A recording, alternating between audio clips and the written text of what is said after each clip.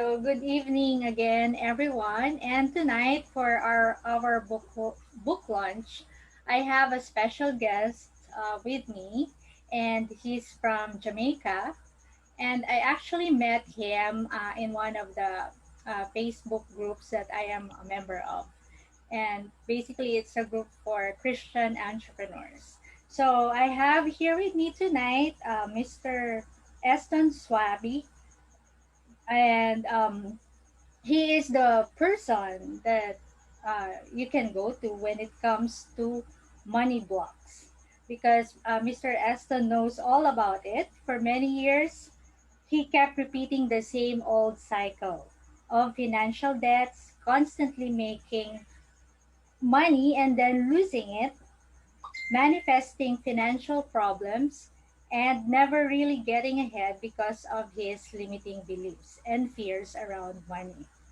So Eston finally realized the beliefs and stories holding him back, and after releasing his own money block, started to help other people to do the same. So today, Eston is a money mindset coach that works with Christian coaches to identify and release their old negative beliefs and fears around money through his one-on-one coaching program. So I had a chance to have a one-on-one session with him as well, and it's pretty much enlightening because I've discovered some beliefs that I still need to work on. So, in relation to the book that we are launching tonight, it basically the first part of it speaks about the limiting beliefs, spiritual limiting beliefs about money. So, hi, Aston, and can you please greet our guests, our audience this evening? Hi everyone, it is really great to be here to speak to all of you about money beliefs because it's how you do money is how you do everything. How you are with money is how you also with in your relationship, in your health, in other areas of your life. If when it comes down to money, you don't feel worthy, you don't feel good enough, look at your another area in your personal life. I'm sure that in that area you also don't feel worthy, don't feel good enough. And so it's very important for I believe that it's very important for us as Christians, as just as people on a whole, that we identify our money beliefs, our stories, that we're telling ourselves, and some of these stories are not even our own stories. They are we we adapt them from our parents. For I know for me, a lot of the beliefs that I had about money, they came from my parents, and my parents adapted them from their parents, and so this cycle keep repeating itself. And so I'm really excited about this conversation that we're going to have tonight. So Okay, great to thank be you. Thank you so much, Aston.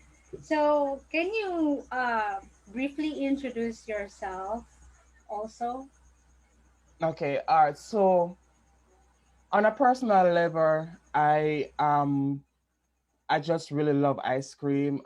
Really addicted to eating ice cream. Just want to put that out there. I love to eat cake. Especially icing on the cake. I You have sweet Yeah, tooth. yes.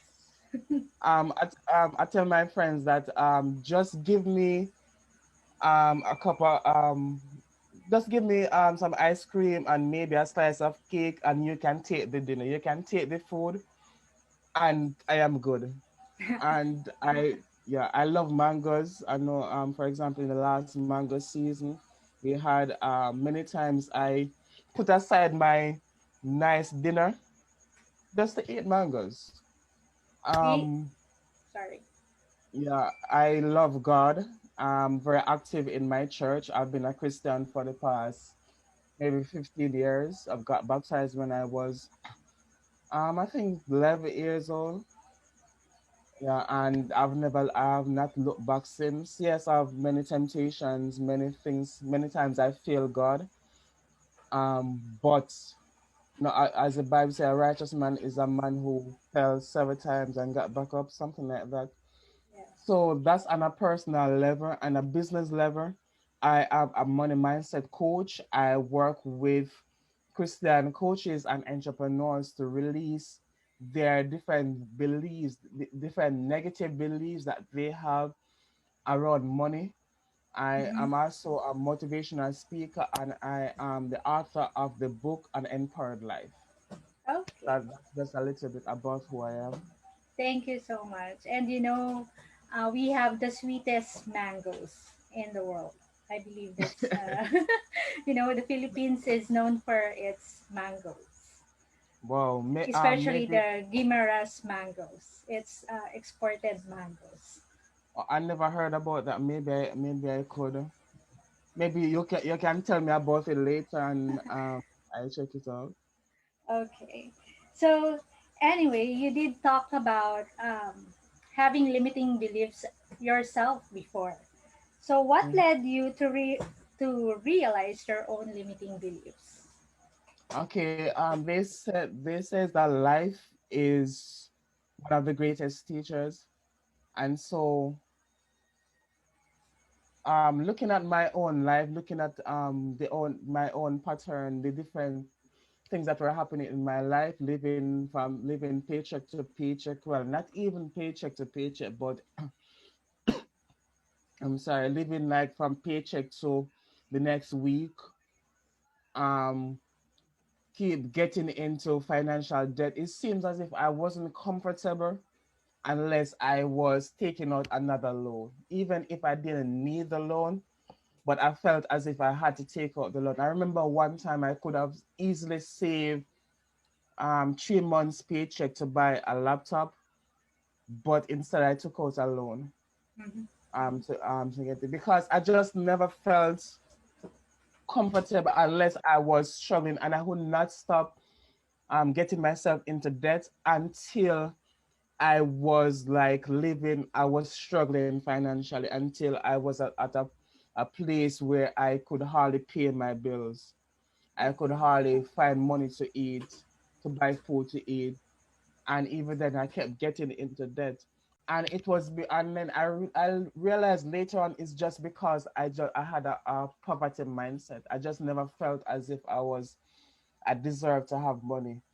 I was worthy of having money. Different beliefs about I had other beliefs on top of beliefs. It was really a mess. I had so many different limited beliefs around money that it was, yeah. So, and another thing that caused me to start realizing my own limited belief around money. I remember whenever I made money in my business, Mm-hmm.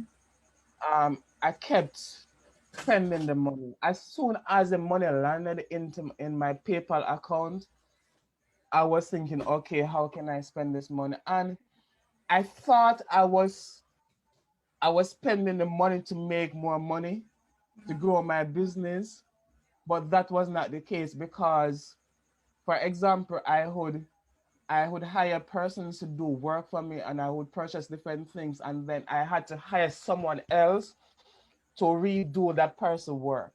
Mm-hmm. And then sometimes the things that I bought with the money, as soon as I got it, I didn't need it anymore. I would take it and toss it aside or something. And I never realized what I was doing until I remember one day the money landed in my account, and I found myself saying to myself, okay, how can I get rid of this money? And when I heard myself saying that, I was shocked because I never realized that that's what I was trying to do. I was trying to get rid of the money, Mm-hmm. right? And then I started to really look at the different pattern in my life, different and I realized that that's what I was doing. I was not trying to make I was not trying to use my money to make more money or to make my life better. I was trying to get rid of it. Okay. So that led me to realize that, whoa, I cannot continue to live like this anymore. Yeah. I had to change. So I started to really dive into my story, my different beliefs, what was happening in my life, different things that I heard growing up about money. For example, money is the root of all evil. We can't afford that, so I grew up with that mindset that there Mm-hmm. was just not enough. There was not enough. There was not enough money. There was not enough of things that I needed because I kept hearing over and over, we cannot afford that. Money doesn't grow on tree. Um, rich people are evil. So Evil. I never wanted to have enough money because I never wanted to be like those rich people. Rich That's people what I'm are saying. greedy. Yes, I kept hearing that so many times growing up that rich people are evil, rich people are greedy. We are not like them as Christians, we are not like them, we should not be greedy. So I never wanted to be this person who step on the small man. But that's what I'm saying because growing up, I my parents always and well, not only my parents but people in my community because I grew up in a I'm sorry, having cold. Mm-hmm. I grew up in a poor community. We had a lot of love. I could leave my house, could leave my door open and travel for the entire day, and no one would break into my house and steal anything. And we still can do well. I'm not living there anymore, but my parents can basically do that. So I grew up in a very loving community, but it was a community where we struggled. So it was a community where people believed that having a lot of money, it was bad. That if you had a Yeah. lot of money, it was. And if you talk about money and talk about being rich, that means that you are greedy. That means that you're not spiritual and so forth. You're So I grew. I materialistic. had. Yes, you are being materialistic. Yes. So I grew up with a lot of that belief, and so it really affected my thought processes when it comes down to money. That's really true. And I've gone through the same process like you before. And now that's the reason why I wrote this book, but much more of it later. But anyway, so how is it that having limiting beliefs about money and wealth affects a person's financial success? Because earlier you talked about um, you're having profit from your business, but then you ended up wasting that money, spending that money. So you're not really able to grow that money, and you were telling us earlier that it's because you realize you have these limiting beliefs about money. So how is it affecting a person's financial success if you have those limiting beliefs? If you have limited beliefs around money, alright, your limited beliefs, how what you believe about money have a direct correlation with how much money you have and how much money you actually making in your business. Why is that? So your belief about money, I repeat, your belief about money have a direct correlation with the amount of money you are making in your business. Of course, other things comes into place. For example, if you have a great offer, if you know how to sell, all of that come into place. But at the same time, if you are not energetically aligned to making money, then it doesn't matter um, how good you are as a coach, as an entrepreneur. It doesn't matter if you have a passion for helping people. It doesn't matter even if God came, if you saw a bright light from heaven and say, hey, Eston, I've anointed you to make money, to go into the marketplace and to make a lot of money and to help all of these people to transform their life. It doesn't matter if God Himself appeared to you. If you have limited beliefs around money, it is going to stand in your way because True. you will never outgrow your belief. Okay. Many times we do not have a business problem, we have a personal problem. Mm-hmm. In your relationship, you will never outgrow your belief in your relationship. It's same thing in your health, in your finances. So if you have limited beliefs about money, it's going to affect you. I will give you some examples from my own personal life. Right, my first my first client paid me $5, right, for a 60-minute coaching session. And the reason why I didn't charge her more was because I was afraid of charging $10. Really, what I wanted to charge her was $10 for a 60-minute coaching session. So you can imagine how the mindset or the limiting beliefs that I had at that time. And so I charged her $5 for a 60-minute coaching session because I was afraid of charging her $10. And and when I finally upgraded, realized that, what I had to offer was worth more than $5, I said, you know what, I'm going to start charging $400. Wow. But the problem was, yes, I said I was going to charge $400, right? But my Yeah. mindset was at less than $100. And so when I went on a coaching call with someone, I really, and the person, I remember, for example, I was on a coaching call with a prospective client, and she said to me, okay, Eston, she was saying, Eston, I realized that you can help me to get the results that I want, and I really want these results. So how much do you charge? And I wanted to say $400, but guess how much I said to her? What? How Guess how much? much I said? Guess $50. $100 because that was No, your $50. mindset. $50. Much lower. Okay. And I can laugh at it now, and I'm really glad for that experience because Mhm. now I can tell that story. But instead of charging her what the offer, the result was really worth for 1 month of coaching, I charged her $50, right? And it was because I just never felt worthy. I just never felt good enough. And so I see a lot of clients, I've worked with a lot of clients.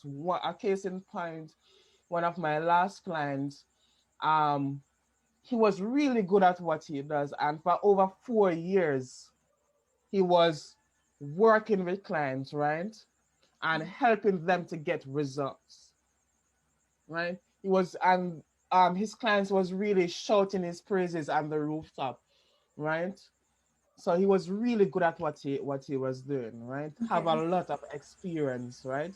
All right. But the problem was, no, you would think that a man who helps clients to get a really amazing clients who have been doing this for over 4 years, right? He would be probably making 5K, 10K in his business, right?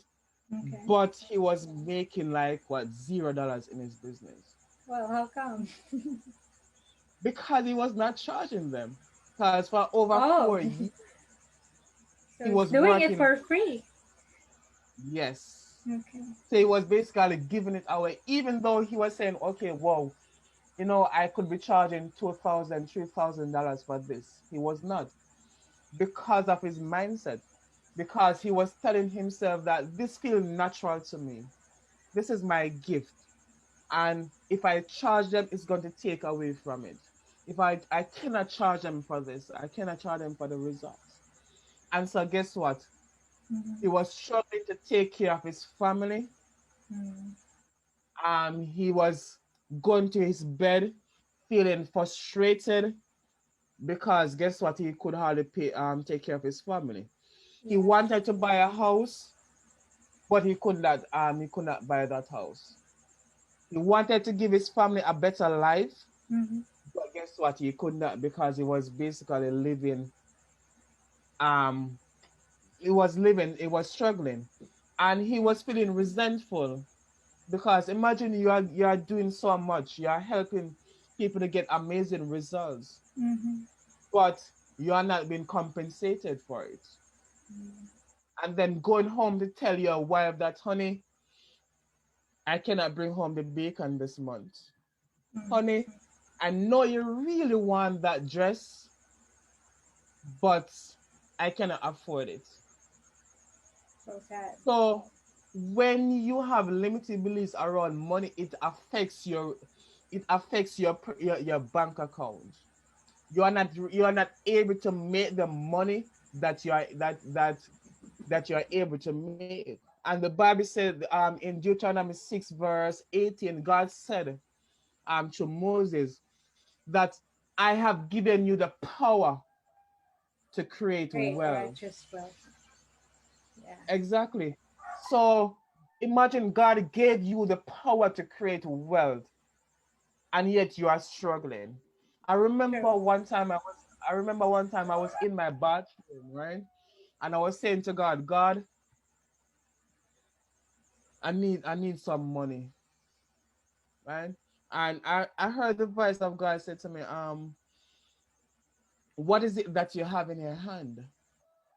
Remember the story about Moses when God said Yeah. unto Moses, what do you have in your hand? And Moses said, I rod. So God was saying to me, Eston, what do you have in your hand? You have your gift. You want to change your life. You want to start making money. You want to have money. Use the gift that I have given That's you. true. That's why I gave you the gift. That is why you are able to help someone listen right now. That is why you are able to help someone to build amazing websites. That is why you are able to write beautiful poems. That is why you are able to write beautiful stories.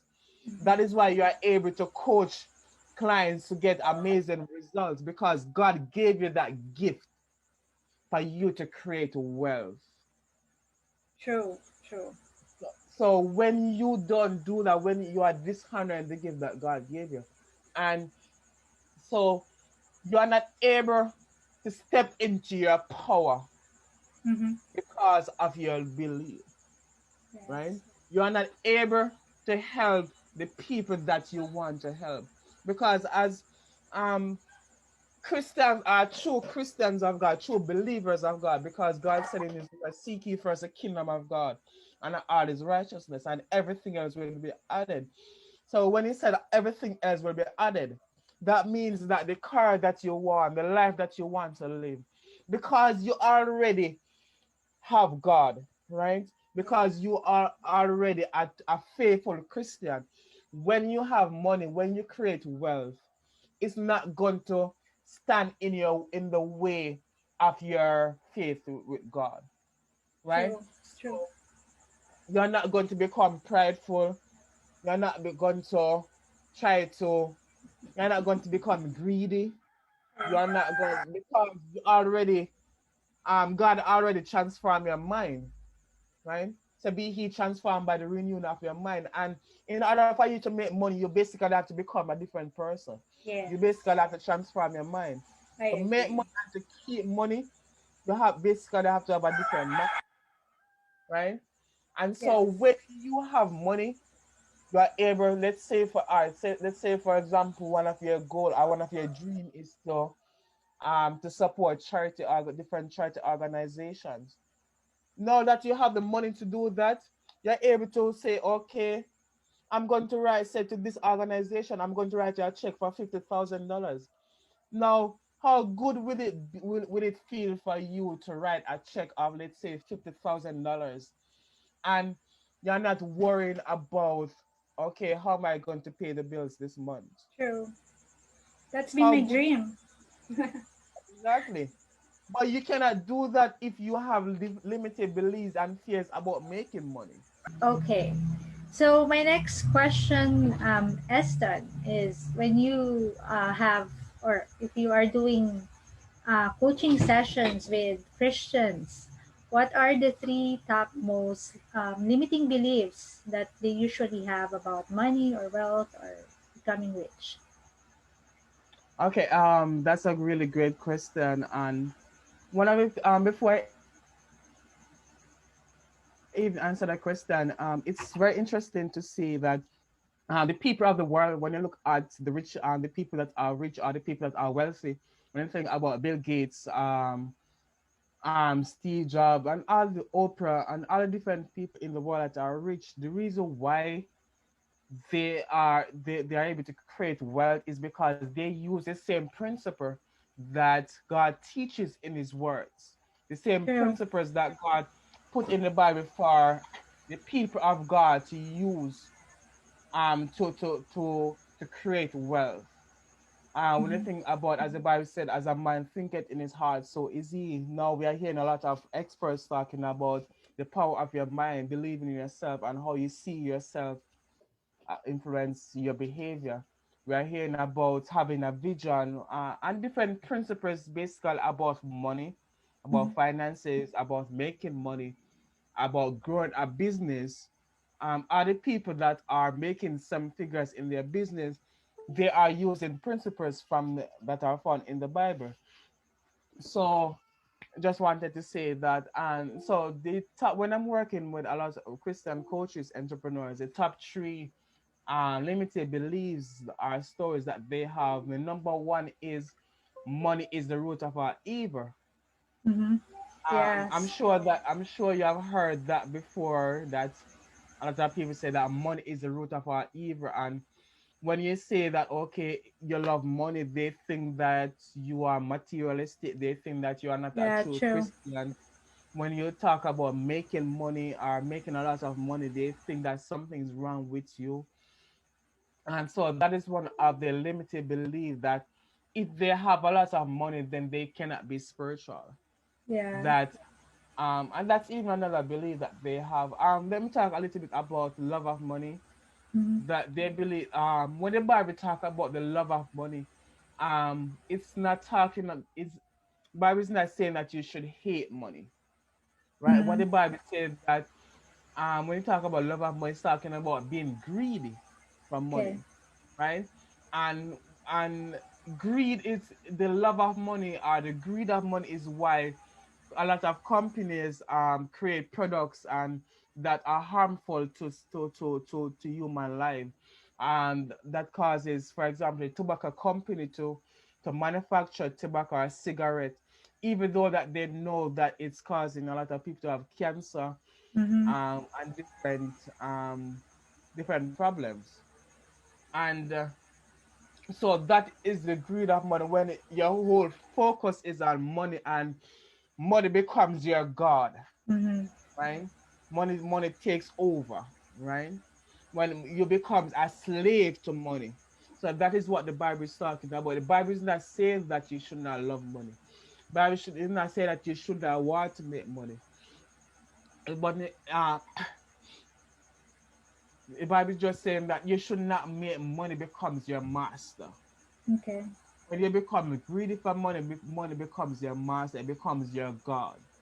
And the Bible said that you should that God is a jealous God. And the Mm-hmm. Bible said that you should not worship no other God but Him, Mm-hmm. right? So that's what it's talking about. And a lot of Christians are saying that freely you have the gift, God gave you the gift. So it's wrong for you to charge.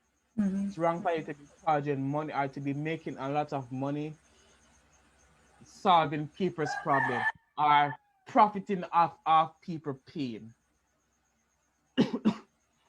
right? Someone comes to you in having a lot of problems in their relationship. It's wrong for you to profit off that, right? But they are not thinking about that. They're not looking at um the big corporations or the stores. Are, for example, why do you go to the supermarket, right, to buy goods? It's Mm-hmm. because you're in pain, right? Because Yes. there's a problem that you want to solve, right? Correct. Why do you use toothpaste? It's because there's a problem that you have, right? Yes. And you want to solve that problem, right? So you are basically in pain. There's a pain that you have that they are helping you to So. to heal from that pain or to solve that problem, right? Yeah. Why do you go to the doctor? it's because you have a problem that the doctor can solve, right? Yeah. So why should everyone else be solving a problem and making money out of that problem? And you are thinking that it is wrong for you to profit off people's problem. Why someone should have a problem and you should not be making money off it. The reason why they come to you is because they know that you can solve that problem. True. And so it's a righteous it's a spiritual act for you to make money, for you to say, hey, you have this problem, I have the solution. Right? That is why you wrote this book, which is Yes. for God. Because there's a problem that you are solving. And it costs you money to produce this book, right? True. It costs you time to Right. produce this book, resources, time away from maybe your kids. You're sitting down writing that book when you probably should be spending that time with your husband or spending that time with the kids. It costs you time, right? So True. you deserve to be generously compensated for that. And when I read your book, I'm going to be inspired. I'm going to find solution, right? It's going to help me to solve a problem, right? Yes. So why shouldn't I pay you money for you to help me to solve that problem? Maybe you're selling this book for what, 99 cents for the ebook, Hmm. or Around whatever a yeah, dollar and a whatever half. whatever you'll be selling that book for. Maybe someone can take that book and start making $10,000 of that because of a lesson that they learned from it, Mm. right? Because they learned that maybe it's okay for you to make money. So they start to charge people for their work. They start discounting their prices, and in 30 days they are able to scale their business to 10K per month, 5K per month, because of something that you wrote in it. Because you decided to answer to the assignment that God gave you. God gave you an assignment to write this book, and you say, okay, yes, God, I'm going to do that. So you are using your gift, you are profiting off your gift. It's a righteous, there's nothing wrong with that. Okay. Right? And a lot of people, Christians, have this myth that it's more righteous, more spiritual for To you give. to be broke, for you to be. Then I will even touch on that one as a fourth one, that that it's more righteous or more spiritual for you to be broke, for you to be poor, for you to be struggling. Mm. Now, show me that in the Bible. The Bible did not say that. No, um, when you are broke and struggling, you actually have a lot of problems because then you are thinking about the Bible. Okay, the Bible said that a man should take care of his kids, right? Should take care of Yes. his family. A man who is not able to take care of his family is worse than an infidel. Exactly. You see, as people of God, our prayers every day should not be, God, please, I'm broke. God, I'm struggling. God, I need help. I need to be able to take care. Our prayers should be, God, thank you for the abundance that I'm experiencing now. God, who out there can I help? God, you bless me with this business. God, whose life can I enrich? Wow. Who who out there, God, that needs a job that Mm. I Provide. can provide them with a Yeah. job. I can hire them to work for me. So Mm. when you have a business and you are successful in your business, you are able to help someone else to put food on their table. True. So when you are struggling, how are you able to put food on someone else's table? You can put food on your table. Exactly. Yeah, it's just about you. When you are broke and struggling, it's about you. When you are successful, it's about someone else. It's about how can you contribute to Yeah. society?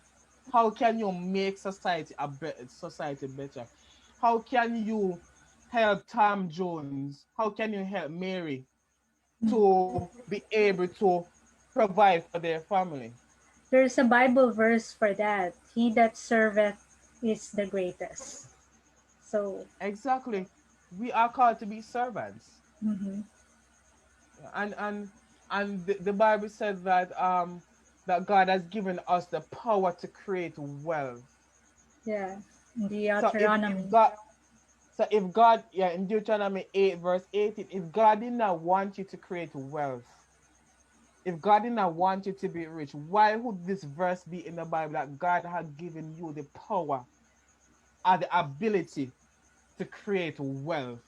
It did not say that God had given you the ability to live paycheck to paycheck, or to be struggling, or to just have enough.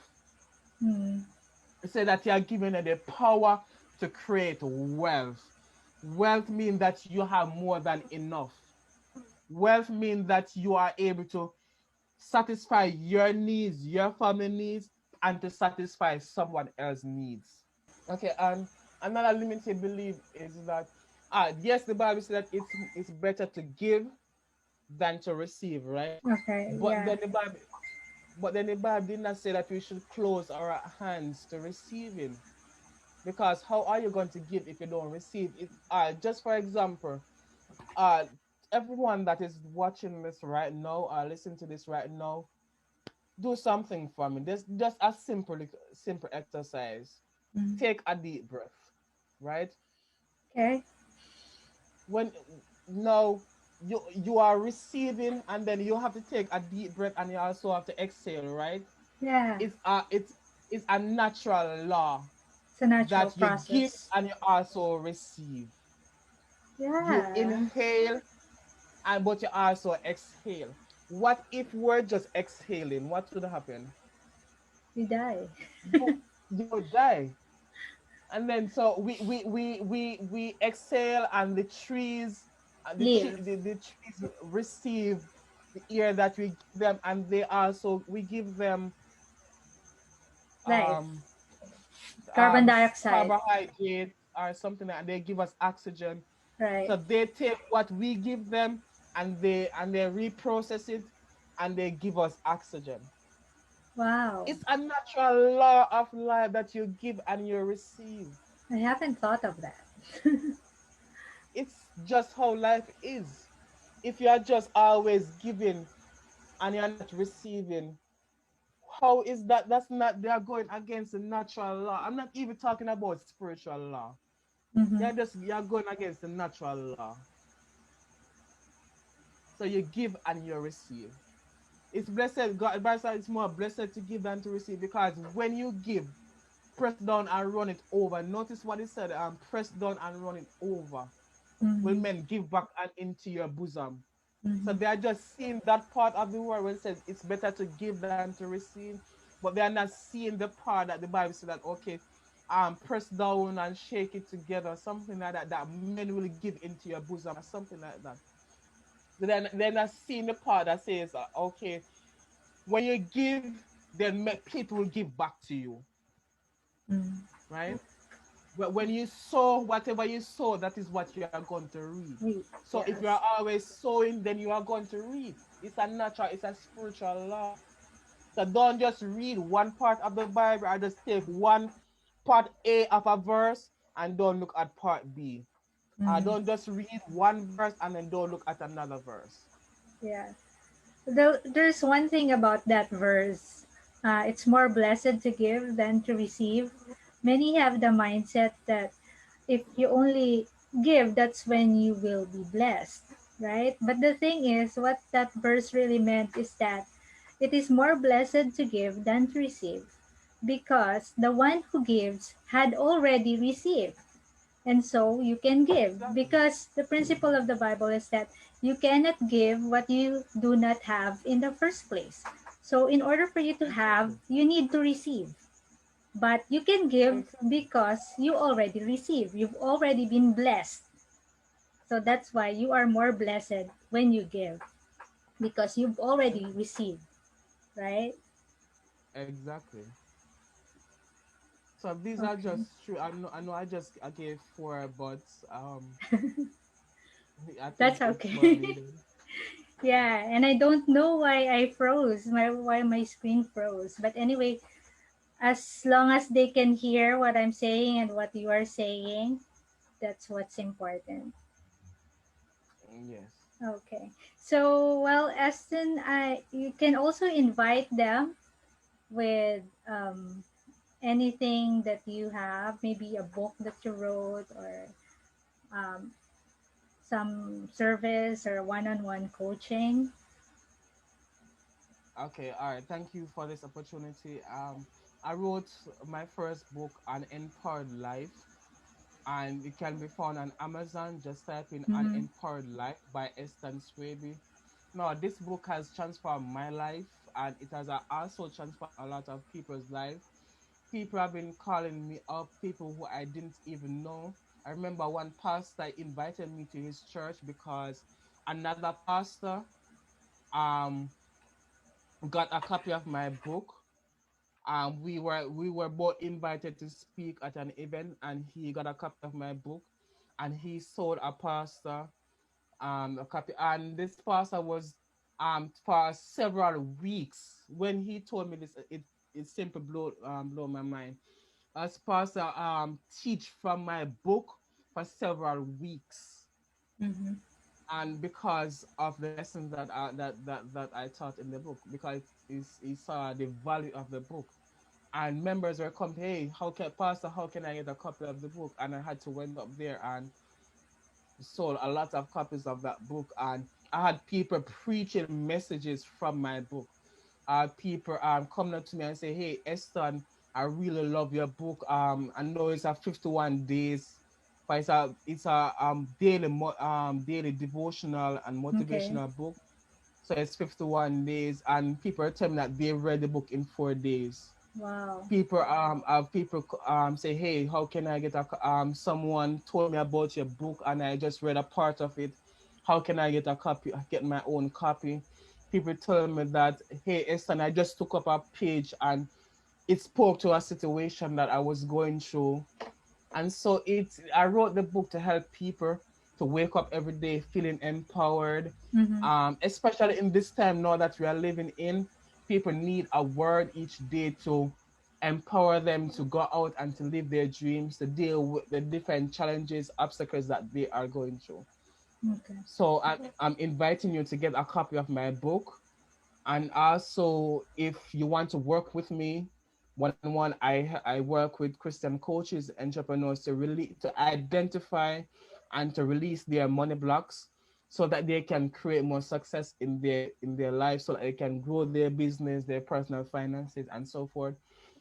So you can reach out to me my on Facebook, Eston Swaby. You can also send me an email at coacheston@gmail.com, coacheston@gmail.com, and we can talk about working together. Okay, that's great. Now they have to buy two books, your book and my book. Yeah. Okay. Well, thank you so much, Eston, for being my guest, my special guest tonight. I've learned so much from you as well. And we'll talk again sometime later. Okay, thank you for having me, Okay. and all the best with your book launch. Thank you so much. And I'll give you a free copy of my book. Okay, Okay. thank you. Okay. You're welcome.